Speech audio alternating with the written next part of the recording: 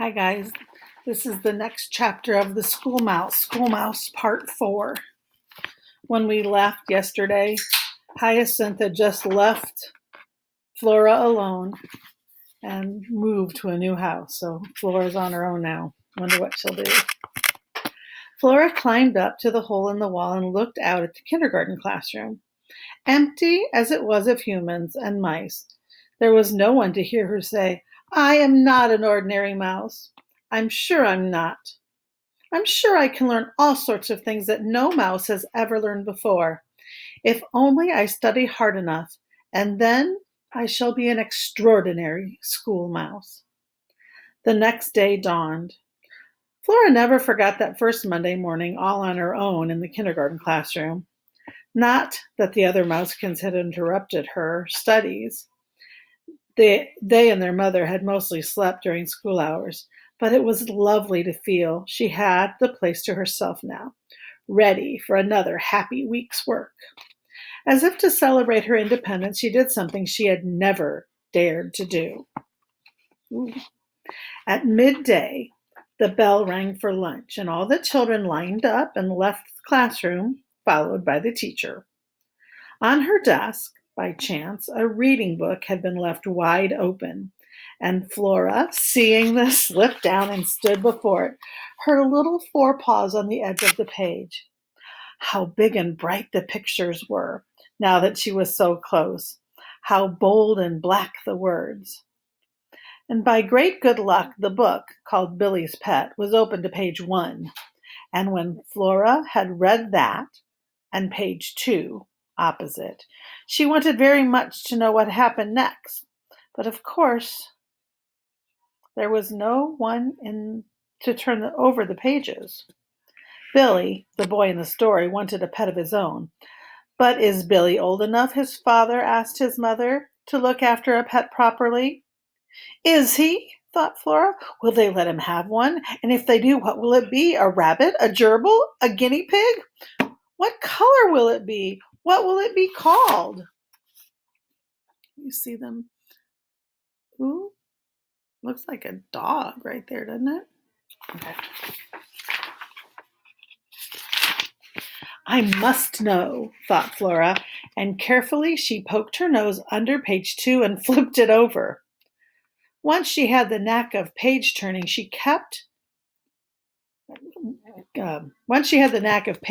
keeping each flat with a foot as she read, it was easy.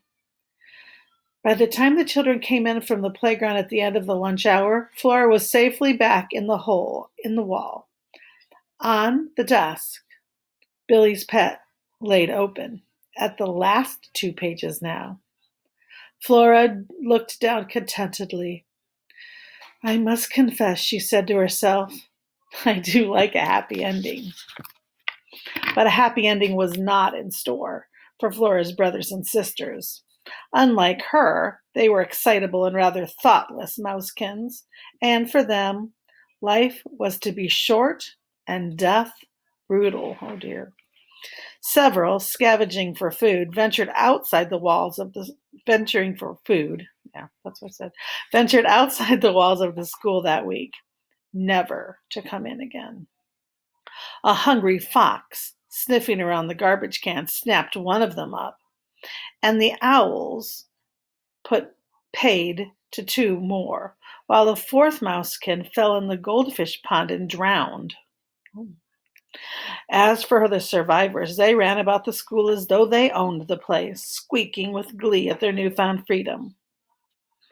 Foolish behavior like this was bound, sooner or later, to threaten the safety of all the other school mice, and, in fact, it was one of Flora's remaining brothers, a scapegrace by the name of Sweet William, who did the deed that was to lead to unhappy endings for many. Oh dear. If it's one thing that mice love, it's chocolate, just like people.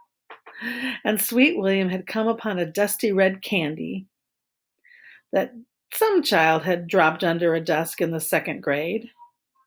This was the class that the headmistress taught, And after his meal, Sweet William climbed up onto her desk and began to clean his whiskers. Whether it was on account of the rich meal he had had, or whether he did it out of bravado, we shall never know. But the fact remains that Sweet William positioned himself on top of the big blue class register that lay on the desk, and in the middle of it, he did several rather sticky droppings. Oh, he pooed on her desk. That's gross. At first, when the second graders came into the classroom the next morning, no one noticed. Then a sharp-eyed boy spotted those browny yellow objects. "Hey, look, everyone," he called. "What is it?" said everybody. The discoverer pointed proudly. "Mouse poo," he said, "all over the register." The register is like her plan book, or where she keeps attendance, probably. "Ugh!" cried several, and there was a chorus of voices. "She'll be mad when she sees them." "Put them in the wastebasket, then." "No, you're not allowed to touch the register." Leave them, leave them. Let's see what she says." Oh, gosh. "Shh, look out. She's coming." Everyone rushed to their places as the headmistress came in and closed the classroom door. Every eye was on her. No one moved a muscle. She sat down on her desk and put out a hand to open the register. You could hear a pin drop. Then she saw what Sweet William had dropped. As she looked, an expression of disgust on her face, the tension in the classroom became electric, and when someone giggled, it set them all off. "Be quiet," snapped the headmistress, and instinctively looked at the naughtiest boy in the class. "Tommy," she said, "come here." And he came. She pointed at the blue cardboard cover of the register and she said, "What do you know about all of this?" "Please, miss," said Tommy, "it's mouse poo." "Did you put it there?" "No, miss, I never, honest." "Then who did?" said the headmistress, and she looked around the class again and picked on one of the most sensible of the girls. "Heather," she said, "who did this?" And Heather sensibly answered, "A mouse, miss," and giggles broke out again. Oh, gross. All right, we'll move on to the next part of the story later on. Bye, guys.